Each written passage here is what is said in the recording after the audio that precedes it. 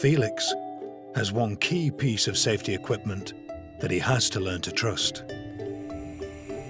his pressurized spacesuit. Joe takes him to be fitted at the same company that made his spacesuit 50 years ago.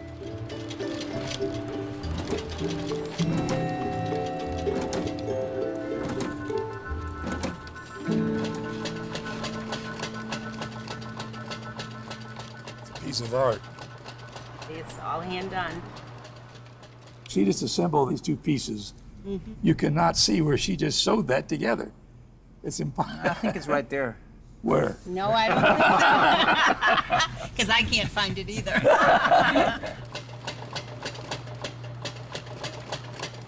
It will take a team of people more than a year to build the customized suit. A single flaw could be deadly. You have to be very exact about everything. If you did do something wrong, it could be someone's life, you know, so. But they check us much too much. Spacesuits are designed for protection, not for free-falling.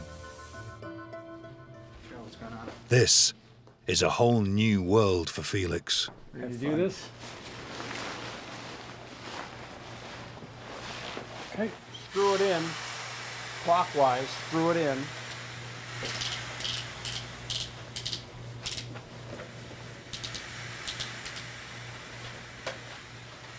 Run it up to 3 psi. Well, about half a pound rather than 2. The suit is inflated with air, Stand up. creating a protective cocoon around the body. Okay, can I jump? This pressurized air keeps you alive at altitude, but makes movement difficult. Okay, 3, 2, 1. Get full flex and get all the way back. Good. do that again.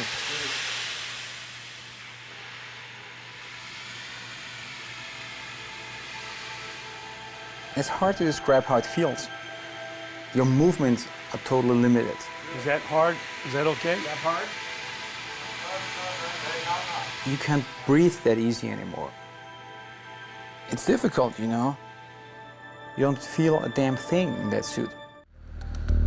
Felix's training in the pressure suit begins at a facility used by the military to simulate conditions at the edge of space. Overseeing the test is Joe's colleague, Mike Todd. Bring it open a bit. It's really a training exercise for Felix. He has a limited suit experience, and the more experience we can get him in the suit, the more confident that he's going to be at altitudes. Sir, whenever you're ready, go ahead and reach up to the top and bring your visor down slowly. 11:18. The suit's flexibility is still causing Felix concern. Now we'll find out what it's like working in it for several hours. I've seen people struggle with pressure suits. You're in your own little environment. It's a little plastic bubble that you're in, and you've always got something touching your skin someplace, which reminds you that you are.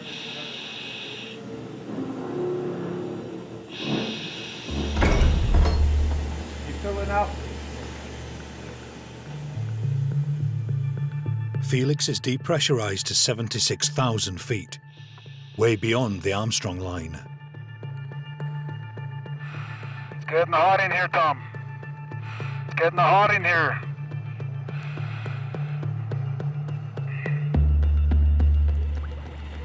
The water bubbling is what would happen to his blood without protection. The higher you go, the more the suit inflates. So it's getting harder to move. Plus, your neck ring is lifting your head. how you doing? Staying cool? It really hurts my stomach.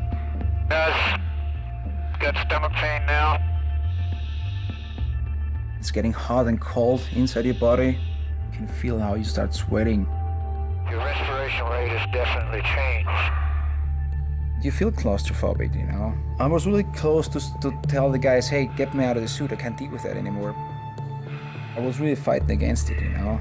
Fighting against my own fear, fighting against my own mind.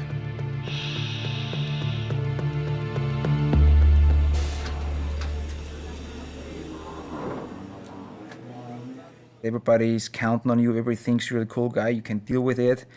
And I mean, I have to accomplish a jump from 130,000 feet, breaking the speed of sound. And I can even stand being in the suit on the ground.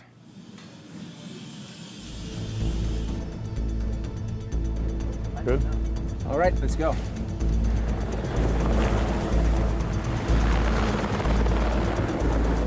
The scientists want to analyze the aerodynamics of Felix in flight. It's the kind of low-altitude jump that Felix is used to. But wearing the suit, even unpressurized, makes it a challenge.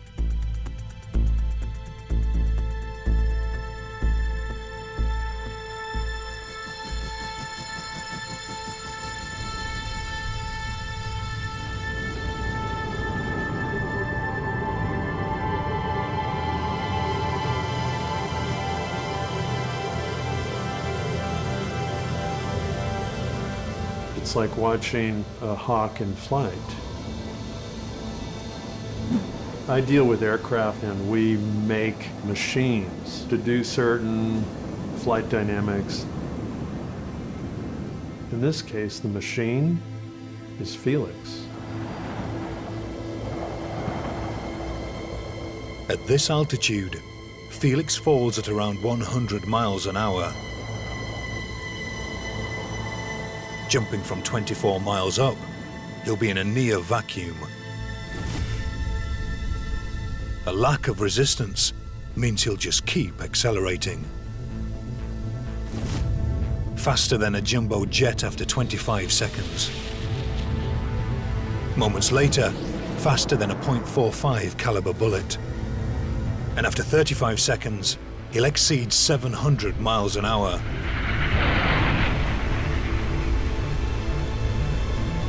As he passes through the sound barrier, the team want Felix to be in the delta position, tracking head down. They think this will be the safest position to go supersonic. But it's a theory that has never been tested. We're putting Felix into a condition that really has never been done and has never been documented for sure. So we don't know what happens to the body at the speed of sound. What they do know is when an object like a plane goes supersonic, it is catching up with and pushing through its own sound waves. In early jets, this caused extreme vibration. No one knows what it will do to Felix. As he pushes closer to the sound barrier, he may potentially have parts of his body that are supersonic, while other parts of his body are not. You end up with a vibration that could cause physical problems because your body is very susceptible to vibration or wave patterns. If you get the wrong pattern, you can cause internal damage to organs. We've created computer models trying to see what we think is going to happen. But after doing all the math, it's still a guess.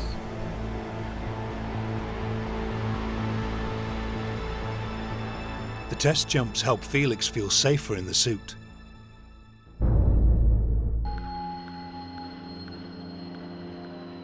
As Felix rises above 80,000 feet, the team need to reassure him that the visor will work when he jumps. If he didn't have faceplate heating, he'd be fogged up completely.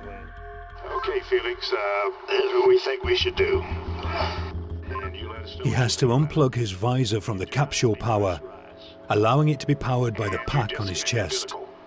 But that could cut his communication to Mission Control, and he may never get it back.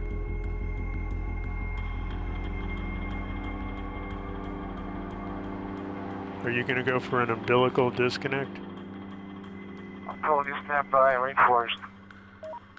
Yeah, he's going to the bathroom. It's a good time to do it.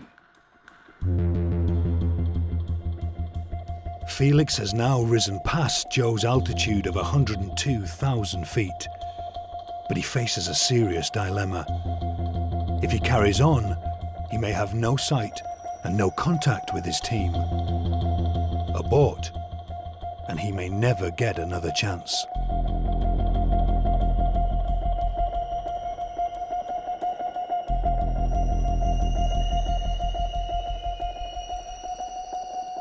He needs to hurry up and find out if it's going to work or not, so we know if we're pressing on to 128. Felix, are you good there?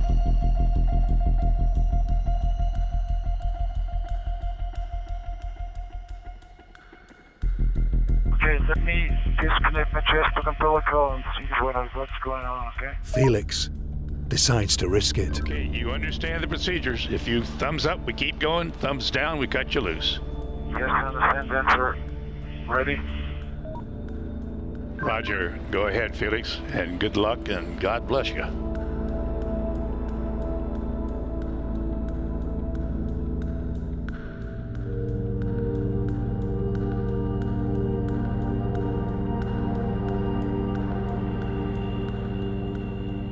Mission Control, this is Felix. Is anyone listening to me?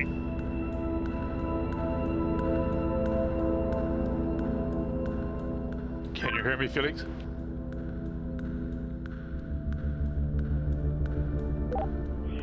I hear you loud and clear, Colonel.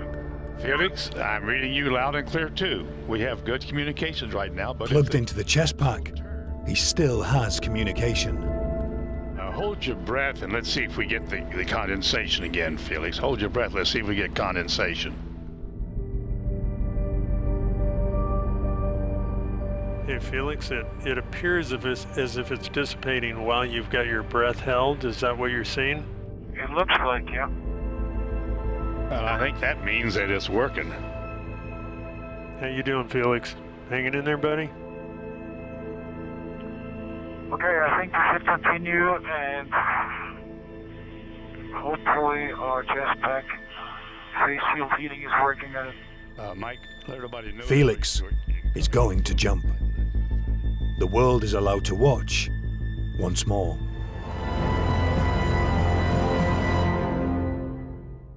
I'm going home now.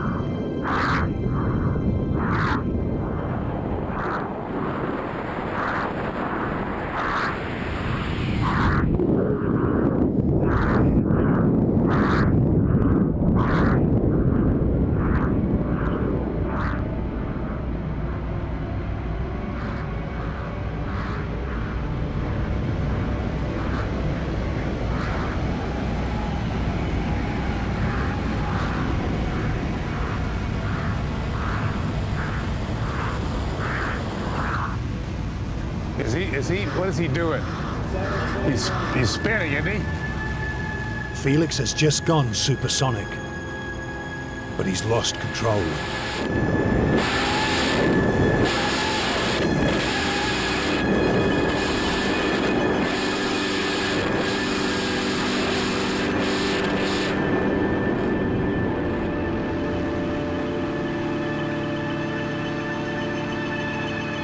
Gosh darn.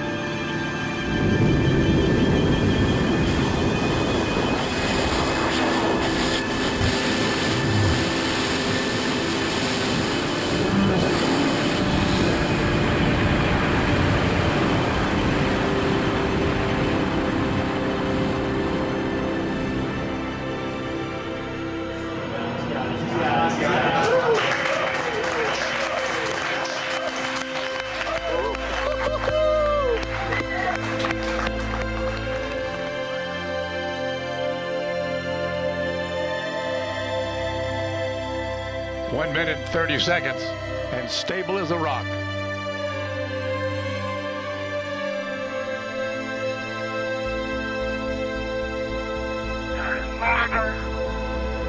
Felix, you calling me? Keep talking, Felix, keep talking. 3 minutes free fall, 3 minutes free fall. Anything. I have been following spin for a long time. Sounds like I have to pass out. The laser's smoking up.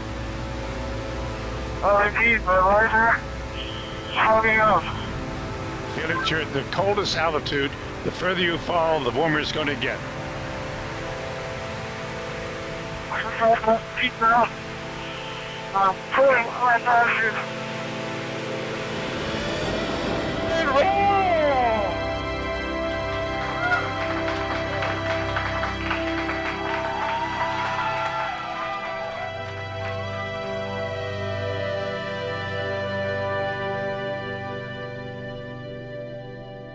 It was really tough. Felix, we're so proud of you. You did absolutely fabulous. Absolutely fabulous. I couldn't have done any better myself.